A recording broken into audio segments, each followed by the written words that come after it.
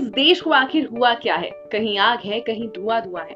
नहीं, on a serious note, इस देश को आखिर हुआ क्या है समझ में नहीं आ रहा है। ऐसा लग रहा है सच में आग लग चुकी है और हम सब लोग धुआं धुआं हो रहे हैं। अब कल एक ट्वीट आया एक बहुत ही बड़े एग्जाम को लेकर, और ये एक ऑफिशियल ट्वीट जो है बहुत बड़ी गाज गिरा के चला गया नीट पीजी एस्पायरेंट्स पर। दरअसल क्या कहा है इस ट्वीट ने, बता देती हूँ कि हर्षवर्धन वो हमारे कैबिनेट मिनिस्टर हैं फॉर हेल्थ। ऐसे में उन्होंने ये ट्वीट दिया है कि जो नीट पीजी एस्पायरेंट्स हैं उनको अब थम जाना चाहिए, क्योंकि 18 अप्रैल को यानी कि आज से सिर्फ 2 दिन में होने वाला नीट पीजी एग्जाम अब नहीं होने वाला है, पोस्टपोन हो गया है।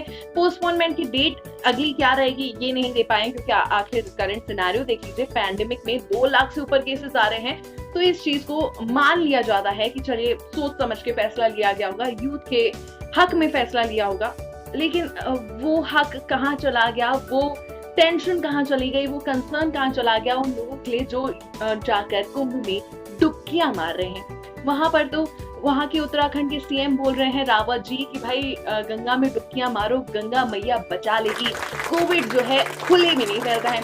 जबकि बोला जा रहा है कि हवा में भी कोविड ट्रेवल कर रहा है, तो फिर नहीं फैल रहा होगा भाई, कुंभ की माया अलग होगी।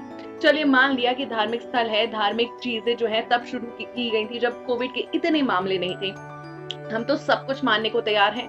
लेकिन उसको फिर बंद करने में इतना डिले क्यों, और उसको प्रोटेक्ट करने के लिए, उसको डिफेंड करने के लिए इस तरीके के बयान क्यों कि गंगा मैया बचा लेगी।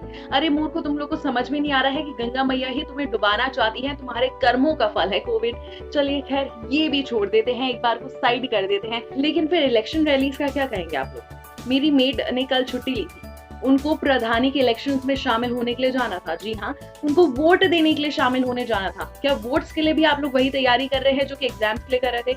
आई know you are not doing that, लेकिन फिर भी वोट देना जरूरी है, इलेक्शन होना जरूरी है। ये नहीं कि प्रधानी या फिर ऐसे छोटे मोटे इलेक्शन को 1 साल के लिए डिले कर दिया जाए। या तो मैं कहती हूँ कि अगर ऐसे में प्राइम मिनिस्टर का भी इलेक्शन हो रहा होता ना, तो देशवासियों की सुरक्षा को देखकर उसको 1 साल आगे बढ़ाने का फैसला किया जाना चाहिए था। लेकिन प्रधानी के इलेक्शन जब पोस्टपोन नहीं हो पा रहे हैं, तो प्राइम मिनिस्टर के इलेक्शन तो बहुत दूर की बात है। भाई एग्जाम जरूर पोस्टपोन हो सकते हैं, क्योंकि अभी जो देश संभाल रहे हैं, अभी जो देश चला रहे हैं डॉक्टर्स, उनकी हमें जरूरत नहीं है। हमें जरूरत है प्रधानों की, जो कि सिर्फ जो है फालतू बयान दे सकते हैं, ये बोल सकते हैं कि गंगा मैया कोविड से बचा लेंगी।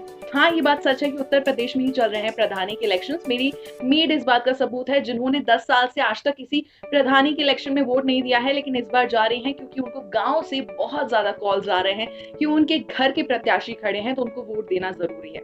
इस तरीके से तो इलेक्शंस चलते हैं और उसके लिए लोग जान रिस्क पर डाल रहे हैं। लेकिन डॉक्टर्स जो एक्चुअली जान बचा रहे हैं, उनकी आपको कोई चिंता नहीं है। तो भाई मत कीजिए चिंता, चलता रहने दीजिए जैसा चल रहा है। मैं भी अब क्या ही बोलूं, वो तो कोविड आपको देख लेगा। इसके अलावा अगर बात करें तो देश भर में बेड नहीं है। हालात इतने बुरे हैं कि 2-2 लोग एक बेड शेयर कर रहे हैं, कहीं पर तो 3-3 लोग एक बेड शेयर कर रहे हैं। शमशान घाट में जगह नहीं है कि बॉडीज जलाई जा सके। लेकिन हमारे लोग जो है मास्क नहीं पहन रहे हैं। उसके बाद कोस रहे हैं गवर्नमेंट को कि 1 साल में क्या किया, कोरोना तो 1 साल पहले आया था। अरे बाबा, तुमने 1 साल में क्या किया? मास्क उतार के फेंक दिया ना। सैनिटाइजर की डिबिया तो एक बार खाली हुई तो दोबारा रिफिल नहीं हुई, और तुम सरकार से सवाल पूछ रहे हो। कभी अपनी हरकतें भी देख लो, हर चीज का ठीकरा सरकार पर छोड़ोगे तो कितना आगे जाओगे। कोविड के साथ ही आगे जाने वाले हो, इसलिए मास्क की आदत जो है हमेशा के लिए डाल लो, क्योंकि वैक्सीनेशन भी लोगों को नहीं करवानी है। वैक्सीन आ गई हैं, लेकिन लोग सोच रहे हैं कि भाई झोल है वैक्सीन में, हम नहीं करवाएंगे, बीमार हो जाएंगे। वैक्सीन के बाद भी जो है कोरोना तो फैल ही रहा है, तो हम वैक्सीनेशन भी नहीं करवाएंगे। अब ऐसा आप लोग अपना हाल बना के रखेंगे तो कोविड आके करे तो करे क्या? मारेगा ही नहीं आप लोग को, और छोड़ेगा तो नहीं। यही कर रहा है कोविड, तो कोविड को भी गालियां दे रहे हैं। खैर, अगर मैं ओवरऑल पिक्चर देखूं तो आप लोगों को शायद कोविड की जरूरत थी, ताकि आप लोग रियलाइज कर पाएं कि इस देश में कितनी कमियां हैं, और आधे से ज्यादा कमियां एक्चुअली इस देश के देशवासियों में हैं, जो अपनी हेल्थ को सीरियसली नहीं लेते हैं। आधे लोग तो यही बिलीव नहीं करना चाहते हैं कि कोविड है, बोल रहे हैं कोविड कुछ है ही नहीं, सरकार का बनाया हुआ माया जाल है जिसमें वो लोग पैसे फूकना चाहते हैं। अगर सरकार का बनाया हुआ माया जाल है तो भाई साहब जरा शमशान जाकर देख लीजिए, उन लोगों के आंसू जाकर देख लीजिए जो थमने का नाम नहीं ले रहे हैं, जिन्होंने कुछ ही दिनों के अंदर अपने हंसते खेलते परिवार को टूटता हुआ देखा है। बस करो यार, बस करो। हो गया कोविड का तमाशा। मास्क पहन लो। जिन लोगों को एक्चुअली एग्जाम्स देने थे, जो लोग एक्चुअली चाहते थे कि वो लोग एग्जाम्स दे पाए, वो तुम लोगों की वजह से पिछड़ते जा रहे हैं अपने करियर में। वो डॉक्टर्स की हालत देख लो जो हॉस्पिटल्स में काम कर रहे हैं, बेचारे सो भी नहीं पा रहे हैं। बस कर दो अपना नालायकी, बस कर दो अपनी केयरलेसनेस, बस करो। मेरे पास शब्द नहीं मिल रहे हैं तुम लोगों के केयरलेसनेस को एक्सप्लेन करने के लिए, और जो मिल रहे हैं ना वो बहुत ही गंदे शब्द हैं, इसलिए अब मुझसे और आगे ना बुलवाओ।